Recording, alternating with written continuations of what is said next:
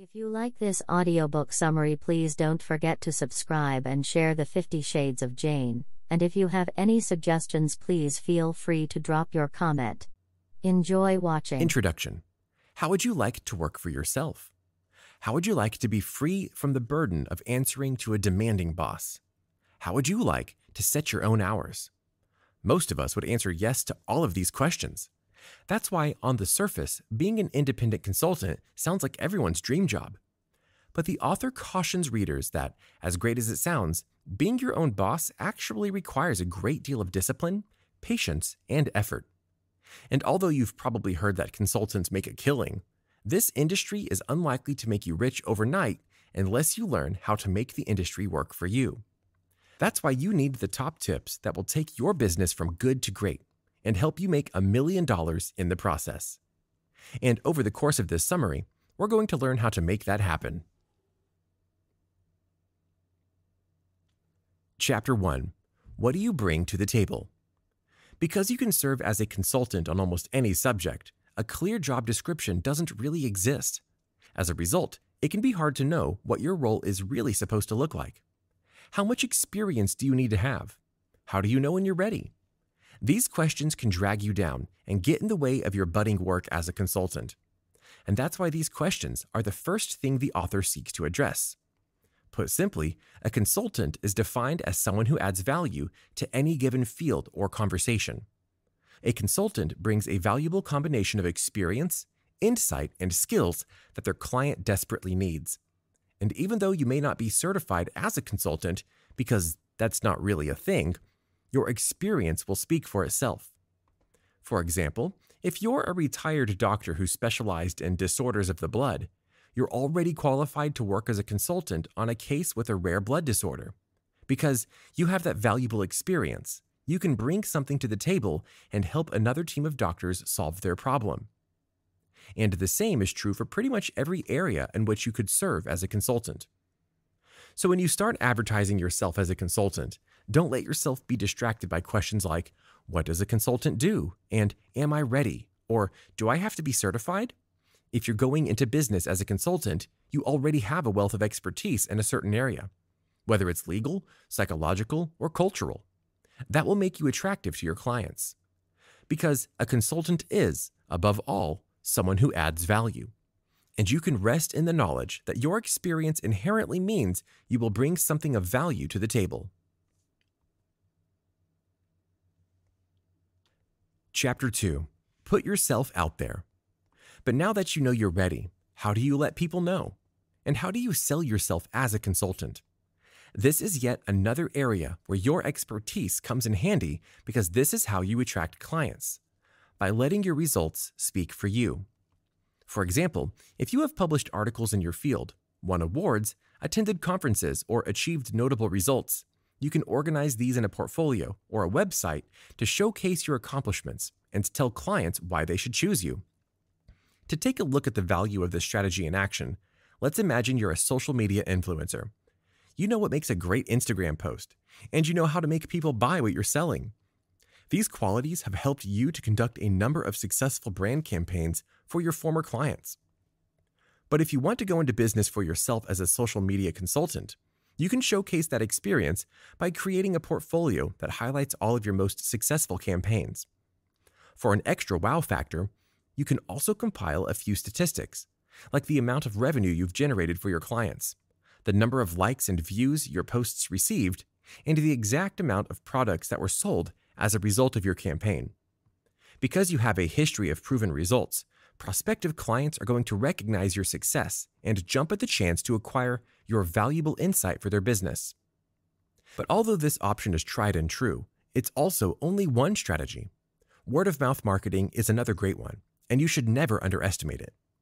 To consider the effectiveness of word-of-mouth marketing, just think about the effect it has on you when a friend recommends a product. Because you trust your friend and their values, you're likely to take their suggestion and try that product, even if you have no previous experience with it yourself. Utilizing client testimonials and references can have the same effect for your consultancy firm. And as an added bonus, there's a strong possibility that your former clients have great connections in their field.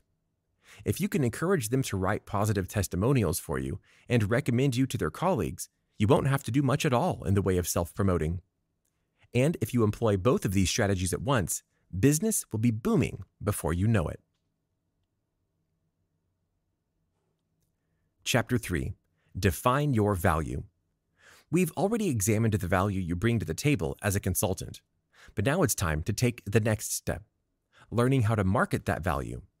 This is different from attracting clients or selling yourself through a portfolio because it requires taking a good hard look at the specifics that make you who you are.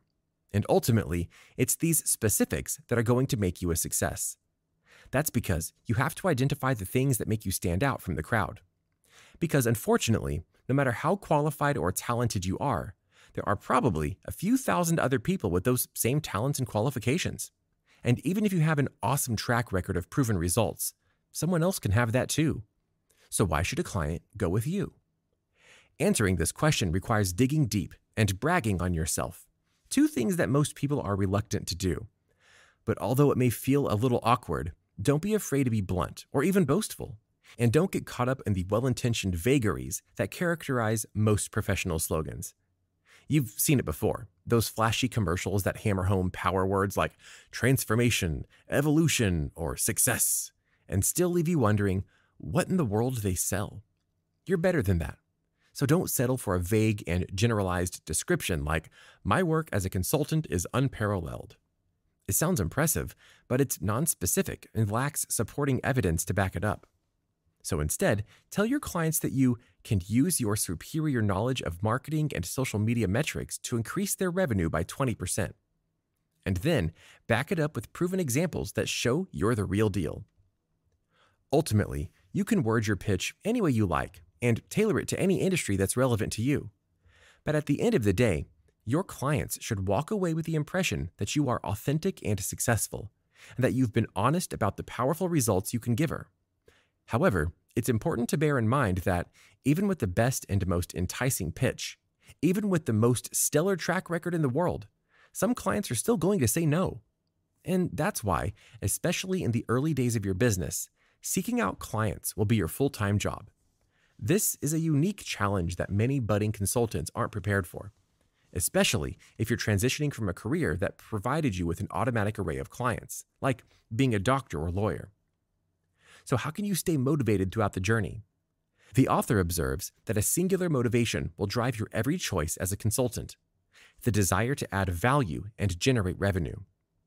After all, you're in this business because you know you have valuable experience that people need, and you want to work for yourself. You want to make it in this field, and you want to grow while doing so. And the good news is that while you might not be rolling in money at first, as a consultant, you will always be rich in opportunities for growth. That's because every new client and every new experience is an opportunity to transcend the traditional daily grind.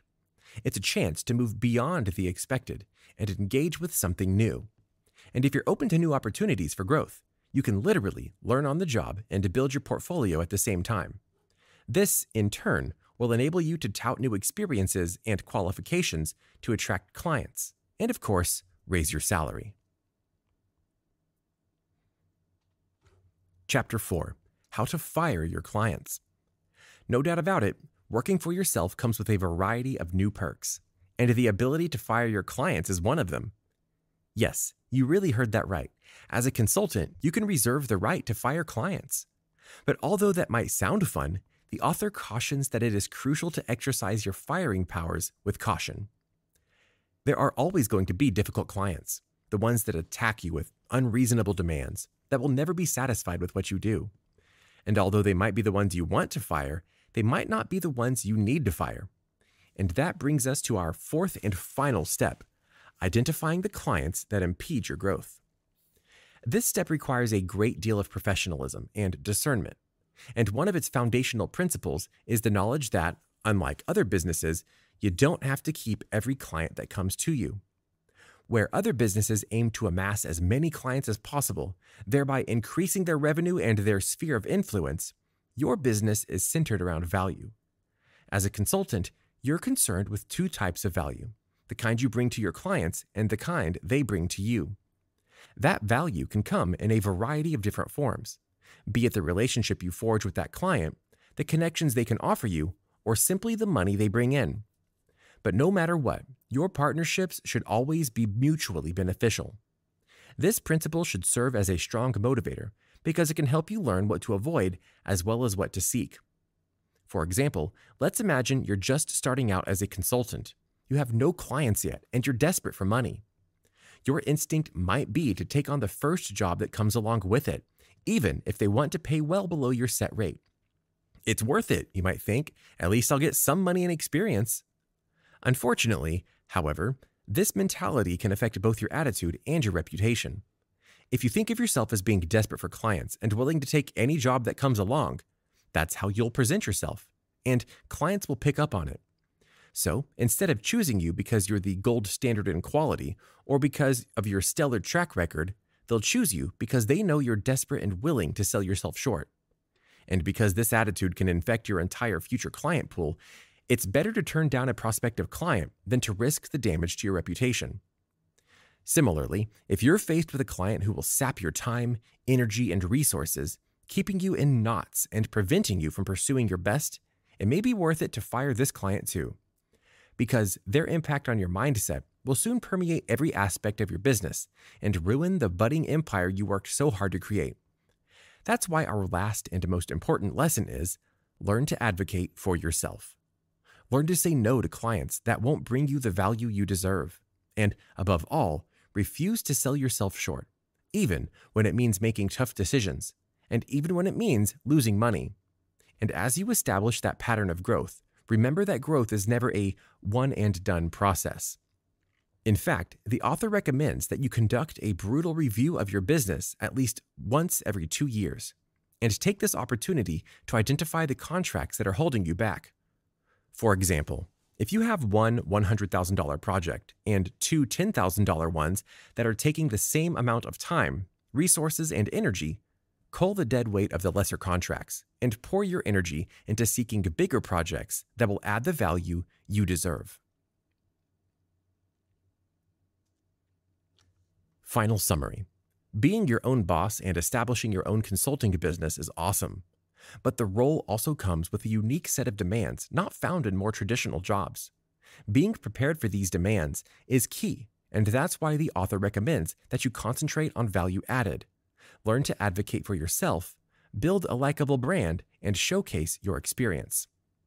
And as you hone these skills, it may help to remember that, no matter what your field of expertise is, consulting is always a people business. It's characterized by the mutually beneficial relationships you build and the value you add to your client's business. However, you should also keep in mind that your clients should add value to your business as well, and it is critical to fire clients that impede your growth. Thank you for your valuable time in watching. If you like my video, please subscribe and click notification bell for you to be updated of my new posts. And please follow me in other social media platforms listed below. Have a blessed day ahead of you.